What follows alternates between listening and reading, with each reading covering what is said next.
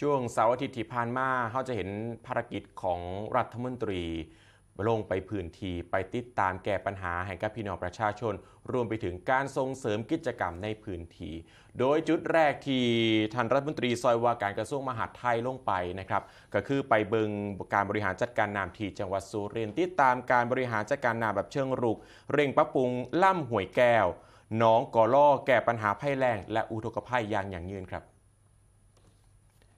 นายพลพีสุวรรณชวี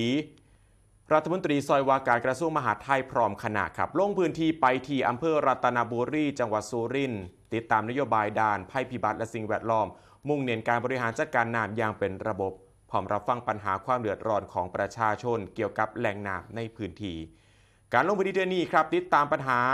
ล่ำห้วยแก้วที่ตื่นเขินในเขตเทศบาลตำบลรัตนบุรี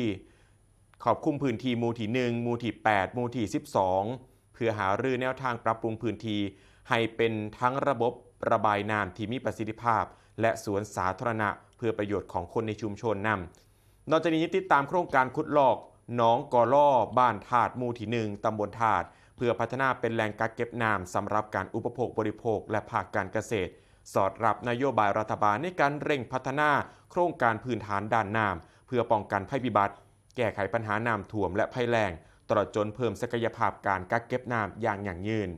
โดยท่านรัฐมนตรีซอยว่าการกระทรวงมหาดไทยยืนยันว่าสำนักงานโยธาธิการและผังเมืองจังหวัดสุรินทร์เพิ่นเอาเรื่องนี้บรรจุในแผนแล้วนะครับในปีงบประมาณ 2570 เพื่อเสนอขอรับการพิจารณาอนุมัติงบประมาณและสิเดินหน้าแก้ไขปัญหาความเดือดร้อนด้านน้ำให้กับประชาชนอย่างเป็นรูปธรรมต่อไปครับ